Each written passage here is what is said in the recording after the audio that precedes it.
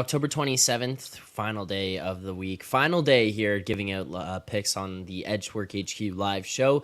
Obviously, if you want picks for the Saturday slate of games, you can follow us on Twitter at Edgework HQ, so make sure you're doing that. But for more of these live shows, make sure to hit like here on the stream here today, as well as subscribe to the Edgework HQ YouTube channel. 4-6 last night. We do go down 1.92 units on the night last night with the picks given out, but we'll look to rebound here today as we do at least have a decent slate of games, 6 games here ahead of us. So we'll get into all of those, get into some stuff that we've seen throughout the league this week, give out some best bets, and answer some questions from the chat. So if you do have questions, please make sure to send them. But as always, the show is sponsored by BetStamp. The easiest way to improve as a sports bettor is to use multiple sports books and always get the best odds. We recommend using an odds comparison tool like BetStamp to do so. BetStamp compares odds across every sports book for games, futures, and player props. You can save time and money by checking BetStamp before you bet, so make sure to download the app today. As well, you can sign up on web if you'd like to do that instead. If you are looking to sign up for a new sportsbook account, please check out the offers available at betstamp.app/edgework or hit the link in the description. It does help support the show. That is betstamp.app/edgework and hit the link in the description. It does help support the show there. So thank you for doing that. Let's get right into something that I'm seeing here right now. People are, I see comment fired away by Connor Hartle. And immediately, as soon as we started getting going here, fire Woodcroft. Now, I was going to do a checking in on the Oil, see how things were going there with them and Ken Holland, as the Oilers are now 1-5-1. The last time that we talked about it and checked in on the Oilers, we talked about, hey, McDavid out, but this team can kind of hold their own. Maybe they could stay above water while he's out, find a way to just pass the time by kind of thing. Maybe not necessarily continue to go downhill. And it seems like it hasn't really gone that way. You do have a negative 13 goal differential here now. You get shut out by the Rangers last night. It's looking ugly. Is it fire Woodcroft time there, so money out in Edmonton? No. It's just we still gotta relax here, man. It's just one of those things we talked about it last time with we got that's funny. We gotta wait until McDavid gets back, right? You just can't make decisions like that without McDavid even in the lineup right now, right? So let's just settle down. It's not like they're like out of the playoff race. It doesn't really matter if they're going to win the division or get the top 2 seeds. Just none of that matters, right? It's just about getting the game right, and it's about getting your game right and getting your goalies right. We're seeing that. I'm looking at their game charts here, right? Like Campbell has had one game where he's been above league average, and that was the Nashville game, right? Every game, every game beyond that, either Skinner or Campbell have been either average or below average, right? So I don't know if that gets fixed, but it's not something that you need to panic on right now. Um, they're not far away, right? Like we know that this team is not far away, so you can't just panic in one bad stretch. And honestly, if I'm a team like Edmonton, I would rather do this right now than do this in March, right? So Yeah. Yep. work it out, work out your goalie situation, get McDavid back in the lineup, figure out if the lack of depth scoring, if that's going to be a recurring issue throughout the season, or if the guys are just struggling right now. Sometimes guys just struggle all at the same time, right? So let's just settle down, right? Like we have a long way to go. You just got to get the top 8, and obviously this is a top 8 team. All right. Yeah. Panic button for you, Alex B, or are you on the same page there with so money?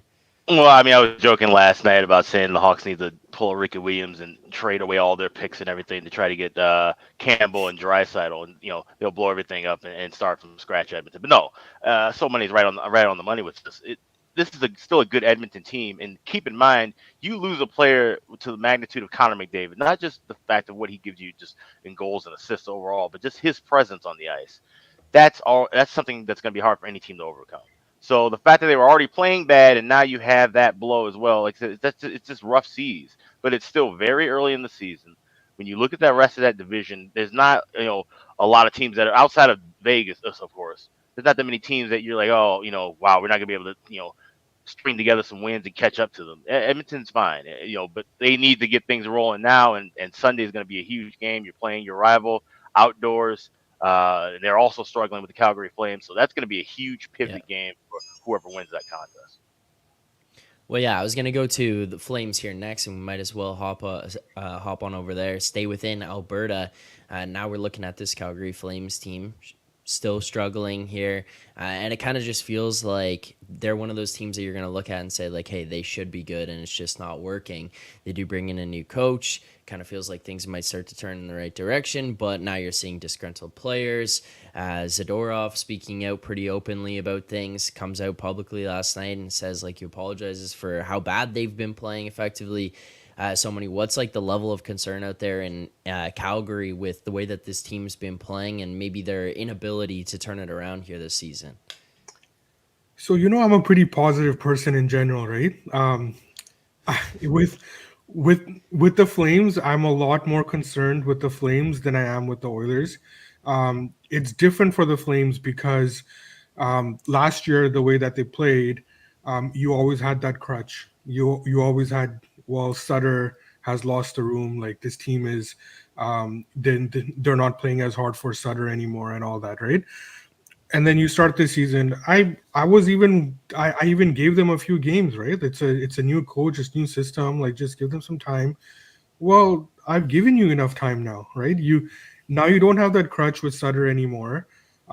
You're playing the exact same way, right? So now now I'm concerned, right? Like and we look at the last few years, their like peripherals have been great, right? They've been a good analytically sound team, but at some point you just have to think that maybe they're just not that good, right? And like we've had a large enough sample size with their when they kind of tried to change the core of that team, and it just hasn't worked. They're just not a good team, right? And they're still not getting the goaltending. Markstrom, he's been up and down. He's actually been better than last year, um, but it's not to that level that he would need to be to hide the deficiencies that this team has. So if he's not at that level and this team is playing bad, then yes, I'm a lot more concerned about them. Yeah, fair enough. Alex, any thoughts for you on that? The other Alberta team there? Yeah, I mean, like I said, yeah, it's a different style and a different mindset and mentality, and they're one of those teams now. Like I said, without Sutter, they can, still be competitive, and especially when they fall behind in games and different things. And it's just not the end of the world the way that Calgary's playing, and it's funny because if goaltending ends up being your ultimate issue, you got a goalie I think who's ready to be in the NHL right now, and Dustin Wolf down in the A, already putting up good numbers once again for the Wranglers. So if you need to make that kind of a shift, you have that option. Other outside of that, there's not really anything radical more that you can do. But once again, like I said, it's so very early. They can find their way, but they just got to get some big wins. Like I said, so that game Sunday. I kind of hate that it's outdoors, to be honest. I really wish this was going to be a game in one of the two arenas because it's such an important game for both of them. And, the theatrics and everything of being outside is going to kind of take away from this event a little bit. But it'll definitely be one to watch and one I'm sure both fan bases will be clamoring to see because they need a win desperately. I feel like being outside for this one could get things a little bit more riled up. I think that this one Maybe. could be more of a positive. Like you're going to have that emotion there, built in the excitement of having this outdoor game. No McDavid. Both teams are playing poor as of right now. Maybe like a little bit more of a even playing field for Calgary if they're looking across, and then you just have a old school, just gritty fight this one out kind of hockey game here tonight, that or this weekend. That could be Yeah. could make it a little bit more entertaining. Yeah, and I guess that'll have to be the thing. If the players don't get caught up in the hype of everything that's around them, which I don't think that would be the case, considering the fact that both teams are going in with not really happy. So yeah, that could make for some more exciting play on the ice, like I said, but they can't get swept up in all the outside theatrics. Yeah. Well, and here, Matt Alber is saying neither team wants to play in their own building right now. Fair Anyways, enough. both booed off the ice last night. So fair point there. Well, before we get into our games that we're going to break down here tonight, I do want to remind people, if you haven't subscribed to the channel, please make sure to do so. Hit that like button while you're watching along. We'll go through and give out our best bets. If you do have questions in the chat, please make sure to send them. We'll try to get to those throughout. And as always, appreciate insight here, firing away goaltender confirmations as those are coming in hot and ready. But so, Money, I got to ask you. We didn't talk about it. You made your return to the ice after 13 years. How was that, and how are you feeling? Were you able to walk the next day? So I'm still feeling sore, but considering how long it's been, it was I would grade it as adequate. I had I was mentally good.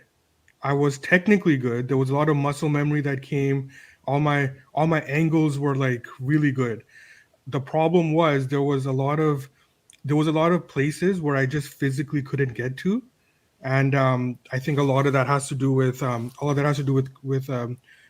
conditioning, right? Like I knew where to go, how to be. I just couldn't get myself there. So um, overall, I would say adequate. And I think that as I get back into it and I start playing more, like the rebound control will get better. There were a lot of especially down low as it was getting late.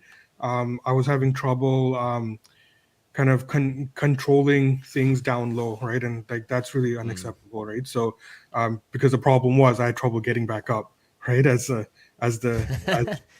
as like the game wore on. So I think that once the conditioning comes, that's all gonna get that's all gonna get better too. Did you get a win? What No, happened I there? lost. Oh, okay. Yeah, Well, hey, but room for improvement. Yeah. but there was a point in the game where like I the important thing for me after 13 years is that I earned the respect of the other guys to be able to go out there again, right? Like it Yeah. like they understood it's been 13 years, and the way that I played, it was good enough for us to make some noise, even though we didn't win. There was respect there, right? And like that was the biggest thing for me. Like it would have really sucked for me if like I was horrible and I had lost the respect as well, right? Like once you don't respect your goalie, like you're gonna change the way that you play the game. So I think that was that was the most important thing for me. Yeah, it Nice. makes sense. All right. Well, I'm going to ask about another goalie here, actually, before we get into the games.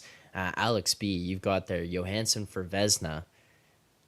Is it time to maybe turn the tides on the conversation surrounding Jonas Johansson and the type of goaltender he might be? I saw a tweet yesterday saying you called him a traffic cone through 4 periods where he has a shutout there. Yeah. But is it maybe time to give a little bit more respect to Johansson and the body of work that he's put together? I mean, listen, anybody who puts together back-to-back shutouts, that's an incredible accomplishment in this league. And yes, it came against San Jose, a team where, I have so many ranked ahead of Mackenzie Blackwood as far as goaltenders go. So, it's not the most impressive of it, but when run that off of you shut out Carolina, a really good team before, yeah, that takes some notice. And, he doesn't have to do a whole lot of work because the defense is playing well in front of him. And that's something that, that is a Tampa Bay kind of calling card, even though they're missing, some of the guys from years past, but they've been playing sound in front of him, and he's been able to make some quality saves. So he has a couple wins, and he's got a 2-game shutout streak. So we'll see how long it lasts. But yeah, maybe I need to lighten up on him a little bit. We'll see. He's just got to keep it going. All right, fair enough. Yeah, Jordan Mosley here. Johansson might be #good. Could be. Maybe it might be just Could be getting there. adequate, and then this Tampa Bay team might just be good in front of them, which can help out. It's something like I had the conversation with people about here in Toronto where they were saying, someone was telling me, well, the Leafs don't have goaltending, and I'm like, well, the Leafs don't have defense. Don't play defense that well, and then that's not ever going to bode well for a goaltender if the goaltender is adequate. And I mean, I'm not trying to diminish what happened with Aiden Hill or Jordan Binnington or anything like that, but like those teams played incredibly well in front of them, which just helps them. And then as long as they're not bad and they're not losing you games, they're just going to look that much better. So your defense plays better in front of you, then all of a sudden your goaltender starts to get propped up a little bit more. And as long as that guy's not losing you games, you're going to be fine there. All right, let's get into the games here tonight. Get into our best bets. If you do have questions, please make sure to send them in the chat. Let's start here. Alex B, going to go to you first and foremost. We're looking at the Chicago Blackhawks Vegas Golden Knights game here tonight, starting off at 6 p.m. Eastern time. We're seeing this one plus 277 for Chicago, minus 300 Vegas. Vegas at home here. The total sitting at 6 right now, 5.5 across some different books. But which side of this game here tonight would you be looking to get behind, Alex B? I would be looking here at the over, specifically first period, but you can even make a case for the full game as well. And like I said, note the start time. This is 3 p.m. local in Vegas because it's Nevada Day. And this is a fairly bigger holiday.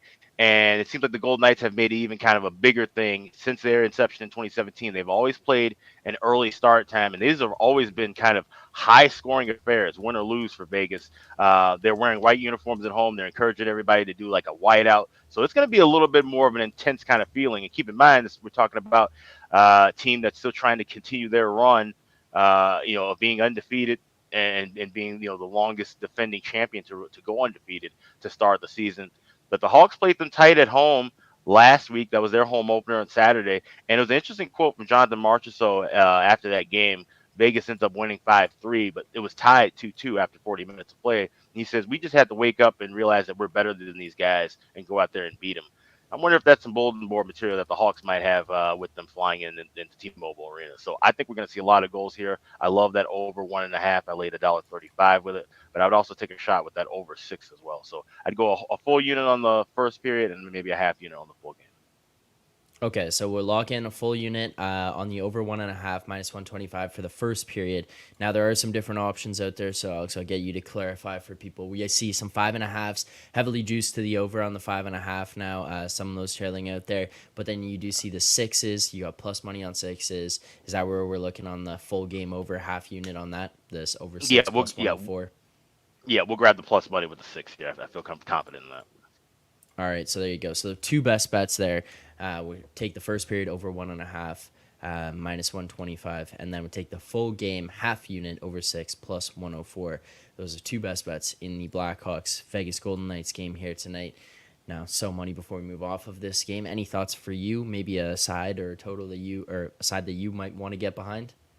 No, I got nothing here. I wanted a little bit better on the game over, but I have a trouble with Chicago and their goaltending output that they're getting. It's really inconsistent for me. So there's a lot of variance there for me. So this is one of those games where I just have to sit back and watch. I don't know what I'm going to get from their goaltending. So I will be sitting this one out.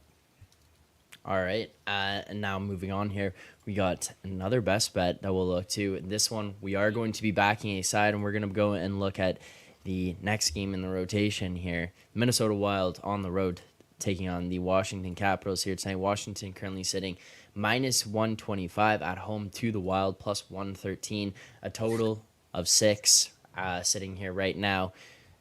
So, Money, is there a side or a total that you'd be getting behind here? Yeah, I'm going to bet the Wild here. A couple of things. I just don't think Washington is that good, right? Like, I think that I look at this number here, and the way that it showed up for me on my kind of numbers was that it's a big overreaction to what we're seeing in the last couple of games. Washington beat New Jersey. It was a weird game. Like, I mean, good for them. They got the win. It's great. But I think this is an overreaction to what Minnesota is right now. they're on a back to back. They lost last night with their better goalie, um, but that's all factored in, right? Like um, we know that they're on a back to back, so that's already in the line, right? So now you look at their goaltending situation. So they're gonna start Fleury today.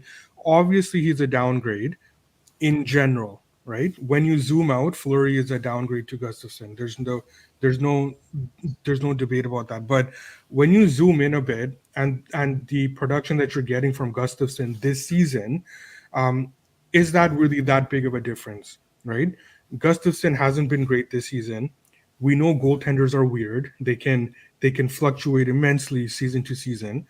Um, what if we start thinking that maybe this could be a an off year for Gustafson? It's very possible, and as long as Fleury stays at the level that he has been, which has been below average, as long as he stays at that level, there's not that big of a difference between what Fleury is in his career right now and what Gustafson has been giving you this season. So I think Right. that the Fleury Gustafson disparity that we've become accustomed to the last couple of years, um, we're overreacting to that right now. So and like I just don't think Washington is a good team. So I am on the Wild here. I got them down to I like them down to plus 104. So so that is where I have this year. All right, so we got plus 113 there. There is 110s all the way out there as well on multiple different books. You can get that down to plus 105, and somebody's saying good to 104. That's where he would play this one. So that is widely available. We do track a 113 on Pinnacle Sportsbook, and that is one of the, or if not the sharper sports book here, especially for NHL numbers. So that is where we're going to track this one against me. Now I'm looking. Alex B, is there any way that you might want to get involved in this game tonight? Yeah, I would more likely look at that side too. I think that's a decent price. Like you said, Minnesota's just a better team than Washington. But I also looking toward the over sixes and 6.5s is actually might be a game you could probably wait and grab a 5.5 in game. So you get the better number and a better price. But like I said, Washington, I liked seeing them go back and forth with New Jersey the other game. Hunter Shepard got his first start. Of course, he won't. I think he's going to be sent down back to Hershey. Charlie Lindgren should be healthy and ready. He was working out this morning, last I checked. So, but seeing them going back and forth, it shows that, okay, they're not going to just completely get steamrolled in a bunch of games early, right? This is a bad team. They will get crushed in some games most of the year, but they're still putting up a fight and they're still showing some effort. And if they were able to kind of get off to that kind of a hot start against New Jersey, maybe they could, get some goals here and there against a Minnesota team that isn't playing as well. Dean Evison, I mean, he's talking about coaches on the hot seat with Woodcroft. I think he could be possibly be gone soon, having the exact same start that they had last year, and I certainly wouldn't mind seeing that because I have 28-1 on him as the first coach fired. But all that being said, I think the Wild could come out here and have a much better effort. I thought they should have won the game last night on paper. As soon as they hit the ice, they just did not have it. So maybe that was a wake up call, and they can get things rolling in the right direction here. So look for a live over in game, and I'd probably tell so money with the Wild on the money line. All right, so that'll pretty much do it for the best bets for today. Now, in terms of other games here tonight, so money, are there anything else that is jumping out at you as something you might want to get behind as the day moves on? Maybe something close to within range, but not quite there yet, or any news that you're waiting on to maybe want to get into involved in a play here? Yeah, I got a small play right now. I got a small fill on the Canucks under 6.5. I don't like it at the current price right now. So if that ticks back up, if you can get six at 6.5 minus 115 ish, or like a nice plus money under a nice plus money under six, 615 minus 115 ish, or six kind of like plus in like the plus 105 range. Yep. That's where I would bet that. All And right. like some thoughts behind that, Binnington has been playing well this season, right? So I know that, and the Canucks, I'm expecting I'm expecting Demko to start, right? So that's another pause that I have here, because I'm expecting Demko to start, but they're also on a back to back. They're playing they're playing tomorrow night as well. So um, I'm fine with this Smith. If you've listened to me the last couple of years, I've I've been okay with him in general, and I think that he's kind of on like an upswing right now. And this goes back to like the goalie discussion. We have to remember that like it's never linear with goalies, right? You're gonna have your I think this Smith over the course of his career is going to end up being a pretty good goaltender in this league. So and he had a he fell down a bit last year. I think he's on his way up this year. So I do like him. I do like how the Canucks are really, really trying their best to suppress high danger chances. It's a work in progress. It depends who's on the ice. If there's a certain player not on the ice, they're much better at it. Tyler Myers than if he is on the ice. So I think that there is value in that under there, but I just have concern with like the pricing right now of it. So if this mid does get confirmed, that total is going to tick up, and I would still I would wait for that to bet the under. Otherwise, just wait throughout the day.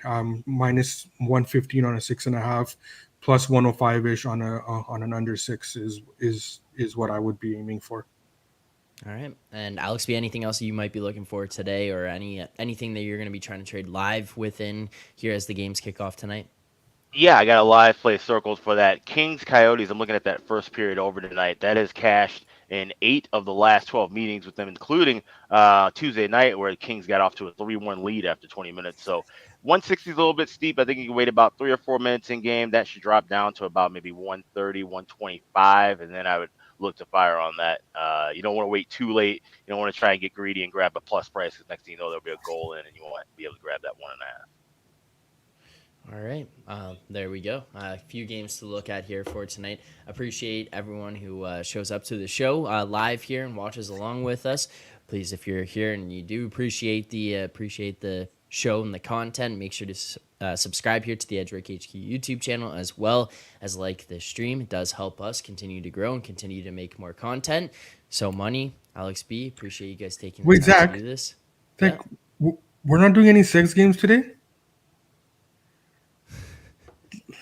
I wore my pull down and everything. No, none of that, and that will not be happening here on this show. Fair enough. Was that what you woke up waiting for this morning? So yeah, man. Waiting for me to send the text saying that we were doing games on the show again? Yeah, man. I'm all about the games. All right, fair enough. No, none of those. I started it off checking in on Edmonton, seeing how things were at there, but that was kind of the extent of it. Kept it a little bit more PG here today. So no, unfortunately. Maybe we'll bring those back next week or a couple weeks from now. Don't know if it can be a weekly thing, but. So Money, Alex, thank you guys for taking the time to do this. So Money, hopefully you physically recover here and bounce back physically in terms of being ready to go for next week's performance. So smoke some hash. It helps with inflammation. Yeah. There you go. Thank you to everyone in the chat. Really appreciate you guys showing up here. If you do enjoy the show, again, make sure to like, subscribe, turn on notifications. But for everyone else, follow our Twitter account, because we'll tweet out some plays tomorrow morning for all the Saturday games, all of the best bets coming out from all of the creators across Edgework from every day of the week. So you're not going to want to miss those. Thank you so much for tuning in here tonight. Enjoy the games tonight. Good luck on your bets, and let's have a day.